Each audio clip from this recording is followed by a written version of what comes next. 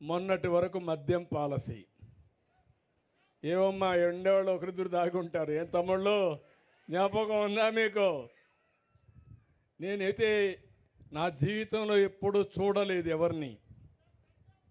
మద్యం అంతా వీళ్ళు, డిస్టిలరీస్ వీళ్ళే ఓనర్షిప్, అక్కడి నుంచి హోల్సేల్ వీళ్ళే, రీటైల్ వీళ్ళే, షాపులో అమ్మేది వీళ్ళే, కల్తీ చేసేది వీళ్ళే.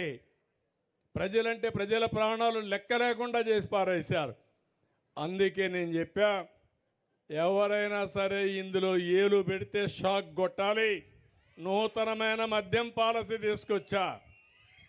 అదే సమయంలో ఆ మద్యం పాలసీలో బీసీలకు రిజర్వేషన్లు పెట్టాలని, ఎవరైతే శెట్టి బలిజ, ఈడిగా, అదే మరిగా మిగిలిన గౌడ వీళ్ళందరి కోసం 10% షాపుల్లో రిజర్వేషన్లు పెట్టిన పార్టీ తెలుగుదేశం కూటమి ప్రభుత్వం అని చెప్పి కూడా నేను మీకు తెలియజేస్తున్నా. ఇంకొక 10 రోజుల్లో కొత్త పాలసీ వస్తుంది. మీరు ముందు మారిగా తెలంగాణకు పోయే పని లేదు, కర్ణాటకకు పోయే పని లేదు. నేను ఎప్పుడూ చెప్పేవాడిని, మీరు మోటార్ బైక్ వేసుకొని మొత్తం అక్కడికి వెళ్ళి మోటార్ బైక్ పెట్రోల్ కొట్టుకొని మీరు కూడా ఫుల్గా లోడ్ చేసుకొని వచ్చేవాళ్ళు. ఇప్పుడు ఆ కష్టాలు లేవు, అవి కూడా తొలగిపోయినాయి. అన్ని రాష్ట్రాల్లో ఎలాంటి లిక్కర్ ఉంటుందో దానికంటే బెటర్గా ఉంటుంది తప్ప ఎక్కడా లాలూచి లేదని చెప్పి కూడా నేను మీకు తెలియజేస్తున్నా. పేదవాళ్ళందరినీ గెజెట్ ఈరోజు ఇచ్చారు. పేదవాళ్ళని నేను చూశాను.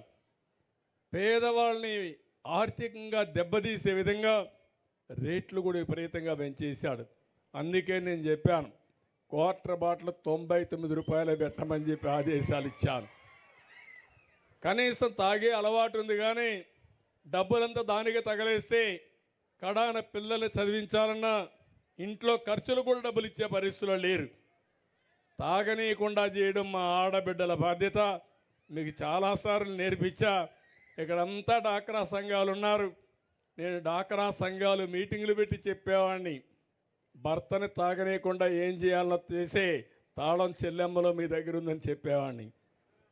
కానీ ఇప్పుడు కూడా మీరు తాగనీయకుండా చేయగలిగితే చాలా సంతోషం.